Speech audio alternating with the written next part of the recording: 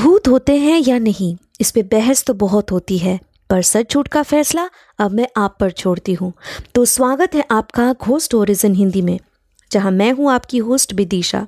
और अब से हर हफ्ते शुक्रवार को आप मुझे सुन पाएंगे एक्सक्लूसिवली ऑन स्पॉटिफाई। आज ही घोस्ट स्टोरीज इन हिंदी को स्पॉटिफाई पे फॉलो करें और बेल आइकन को दबाना ना भूलें, जिससे मेरी हर कहानी आप सुन सकेंगे सबसे पहले। That's so kind of you.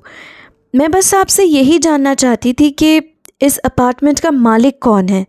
मतलब आप रेंट पे ही रहते हो ना, लाइक मी? माया के सवाल से विष्णु के माथे पर चिंता की लकीरें आ चुकी थी। फिर भी 2 पल चुप रहकर उसने कहा, मैं रेंट पे नहीं रह रहा। कि फ्लैट मेरे पापा ने खरीदी थी, यही कुछ 2.5 साल पहले। कुछ महीनों तक यहाँ ताला ही लगा रहता था, फिर पढ़ाई के सिलसिले में मुझे यहाँ आकर रहना पड़ गया। तब से मैं यही हूँ। पर मैं कुछ समझा नहीं, आप मुझसे ये सवाल क्यों पूछ रही है?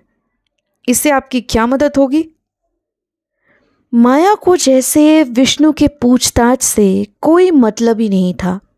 उसने उन पे बिना गौर किए आगे पूछा, तो आपके पापा ने जिनसे ये फ्लैट खरीदा है, क्या आप मुझे उनका नाम और एड्रेस बता सकते हैं? प्लीज़, इससे मेरी बहुत हेल्प हो जाएगी। इस बार विष्णु ने सर हिलाते हुए कहा, आई एम सॉरी, मैं उनसे इस बारे में कुछ भी नहीं पूछ सकता हूँ, क्योंकि मुझे उनको इसका रीज़न भी बताना पड़ेगा और वो वजह उनको बेबुनियाद लगेगी। उल्टा वो मुझे ही काफ़ी कुछ सुना देंगे। शुरू में सोसाइटी से मेरे बारे में उनको काफ़ी कंप्लेंट्स सुनने को मिले थे। उसके बाद मैंने यहाँ रहते हुए अपने तौर तरीके भी बदल लिए हैं। लेकिन आपके सवाल मुझे I am really sorry, I can't help you in this matter. कोई और बात हो तो कहिए। मायूस निगाहों से विष्णु के आखिरी शब्दों को सुनकर वहाँ से उल्टे पांव अपने फ्लैट की तरफ जाने के लिए कदम बढ़ा देती है माया। सीढ़ियों से नीचे उतरते हुए तभी उसे अचानक पीछे से आवाज लगाता हुआ विष्णु वहां पहुंच जाता है। माया जी, आई हैव एन आइडिया। अगर आप चाहें तो सोसाइटी के सेक्रेटरी अंकल से इस फ्लैट के पुराने ओनर के बारे में पूछताछ कर सकती हैं। बल्कि मैं तो ये कहूँगा कि उस ओनर की जन्म पत्री भी मुँह जुबानी याद रह गई होगी उनको। चलता फिरता गूगल बाबा कह सकते हो आप अंकल को। हंसते हुए विष्णु ने कहा। विष्णु के कहने पर अगले दिन रविवार की सुबह माया सेक्रेटरी अंकल से मिलने निकल पड़ती है। सोसाइटी के पार्क में दूसरे हम उम्र लोगों के साथ उस समय गप्पे लड़ा रहे थे मिस्टर सिन्हा। हेलो अंकल, कैसे हैं आप? माया के अचानक से उन्हें यूं पुकारने से उसकी तरफ मुड़कर दांतों तले उंगली दबाए रह जाते हैं मिस्टर सिन्हा। ना जान न पहचान, फिर भी माया उनके तबीयत के बारे में यूं कैसे पूछ रही थी, यही बात उन्हें खटक रही थी। फिर भी उन्होंने इंसानियत जताते हुए बोला, मैं ठीक हूँ बेटा, पर क्या मैं आपको जानता हूँ? जहाँ तक मुझे लग रहा है मैं आज आपको शायद पहली बार ही मिल रहा हूँ। जी अंकल, वो दरअसल मैं सी ब्लॉक की फ्लैट नंबर 1 पे रेंट पे रहती हूँ। मैं माया हूँ। बस किसी सिलसिले में आपसे 2 मिनट कुछ बातें डिस्कस करना चाहती थी। प्लीज़, आप संडे के अलावा कभी फ्री नहीं रहते हैं, इसलिए मुझे आपको यहाँ आकर यूँ मिलना पड़ रहा है। माया के चंद मीठे बोल ने मिस्टर सिन्हा का दिल जीत लिया था। उन्होंने कहा, यूँ अपने बुजुर्गों से इज्जत से पेश आना आजकल के जनरेशन तो भूल ही चुके हैं बेटा, पर तुमसे मिलकर अच्छा लगा। कहो, क्या बात है? रुको, चलो वहाँ उस बेंच पे जाकर बैठते हैं। बूढ़ा हो चुका हूँ, अब इतना खड़े होकर नहीं रहा जाता मुझसे।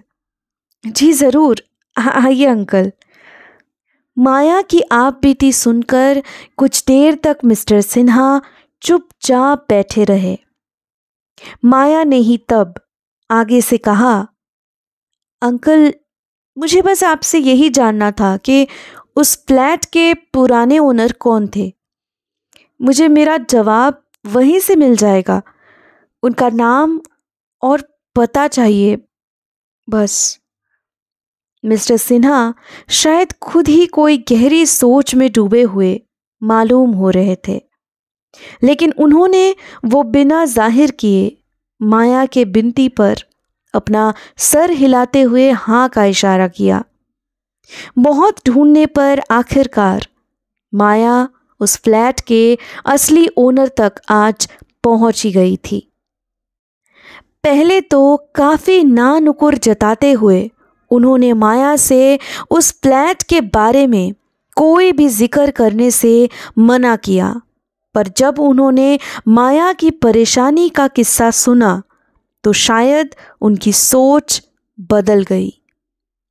माया उनके साथ फिलहाल ड्राइंग रूम में बैठी हुई थी, बस वो अब उनकी शक्ल की तरफ बिना पलके झपकाए देखे जा रही थी कि कब वो उस राज का पर्दा उठाए।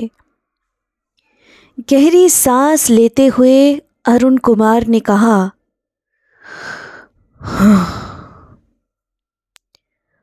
आज से कुछ साल पहले मैं अपने परिवार के साथ उस अपार्टमेंट में रहा करता था।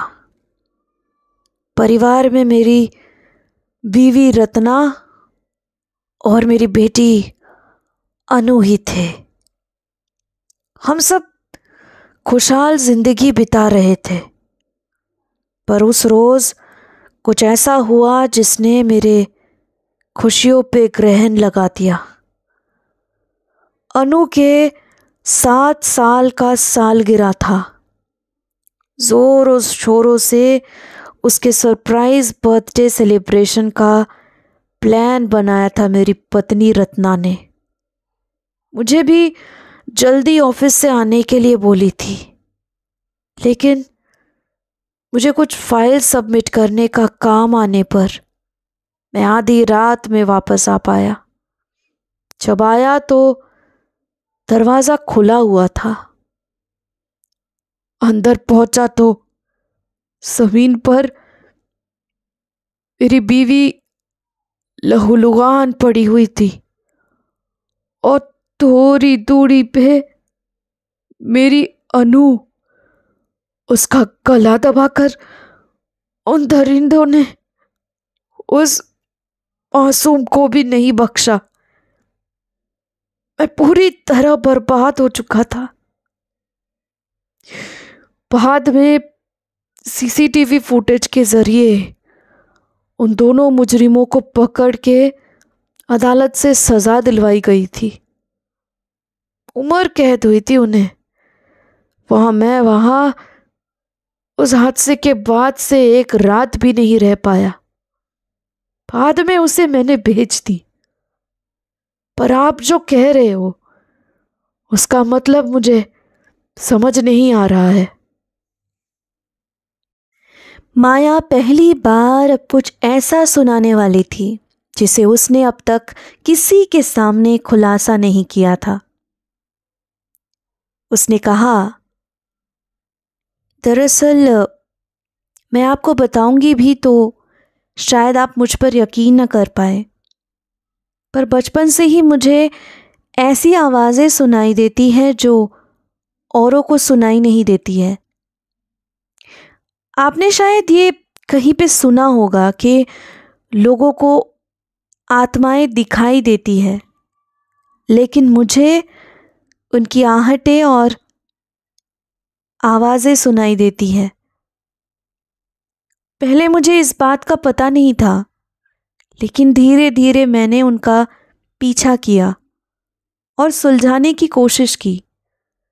तभी जाकर वो मुझे सुनाई देना बंद होते गए। मैं इसलिए आज आपके पास भी आई थी, पर आपका कहना है कि उन 2 खूनियों को सज़ा मिल चुकी है। फिर ऐसी कौन सी बात है कि आपकी पत्नी और बेटी के अतृप्त आत्माओं को अब तक मुक्ति नहीं मिली? अच्छा, क्या आप मुझे बता सकते हैं कि वो दो खूनी कहाँ से थे, या उनका कोई अता पता खबर है आपके पास? अरुण कुमार तो इस सवाल का कोई जवाब नहीं दे पाए, लेकिन उन दो कातिलों के बारे में पता करने माया ने पारुल के कज़न की मदद ली, जो खुद एक क्राइम रिपोर्टर थे। उनमें से एक का परिवार उसी शहर में रह रहा है। ये खबर मिलते ही माया उनके घर पहुंच जाती है। उस झोपड़ी में बस एक बूढ़ी औरत रहा करती थी, जिनका ये कहना था कि वो मुजरिम रघु की मां है। देखो, मेरे बेटे की 2 साल पहले जेल में ही मौत हो चुकी है, इसलिए अब मुझे उसके गुनाहों की गिनती मत करवाओ तुम। माया ने उन्हें समझाते हुए कहा, अरे नहीं नहीं माँ जी, आप मुझे गलत समझ रही हो। मैं बस उनके और उस दूसरे कैदी के परिवार से मिलना चाहती थी। मुझे इन कैदियों के हालत के बारे में जानना था कि वो अब कैसे हैं और कहाँ हैं। कैसे होंगे? उम्र कैद की सज़ा मिली थी मेरे रघु और उसके साथी मुन्ना को। दोनों ऐसे कई जुर्म कर चुके हैं। चोरी चकारी करके कई बार जेल जा चुके थे। पर खून? उस रात पहली बार उनका वैश्यपना बाहर निकल आया था। मेरा रघु मुझे साफ साफ बताया था कि उसका कोई इरादा नहीं था उन्हें मारने का। जन्मदिन मना रहे थे वो लोग उस फ्लैट पे। रात के 12 बजे दरवाज़ा खुला हुआ होगा, ये खबर मेरे बेटे और उस मुन्ना को था। वो लोग वहाँ पे काम किया करते थे, उसी अपार्टमेंट पे। वो दोनों अंदर पहुंचते ही उस औरत और बच्ची को देखे थे। तब उस औरत और बच्ची की नज़र नहीं पहुंची थी रघु और मुन्ना पे। पर जैसे ही चोरी करने के इरादे से वो एक कमरे की तरफ आगे बढ़े तो उस औरत को रघु दिख गया। पर इससे पहले कि वो चिल्लाकर किसी को मदद के लिए पुकार पाती, मुन्ना ने जाकर उसके गले में छुरी चला दी। दूसरी ओर रघु ने भी उस बच्ची का गला दबाकर उसको मौत के घाट उतार दिया। फिर वहां से भाग आए थे दोनों। मुन्ना का क्या हुआ? वो अपनी सजा काट रहा और मौत का इंतजार कर रहा। मेरा बेटा पश्चाताप करते हुए ही घुट घुट कर मर गया। उस मासूम बच्ची को मारने के बाद से वो बिल्कुल टूट चुका था। माया कमरे के इधर उधर भटकते हुए अपने दिमाग पर जोर लगाए जा रही थी। समझ नहीं आ रहा है कि आखिर उनकी आत्माएं अतृप्त क्यों हैं। उनके कातिलों को सजा मिल चुकी है, एक की तो मौत भी हो चुकी है। अगर उनसे ही मतलब था तो रत्ना जी जेल में ही बदला ले सकती थी।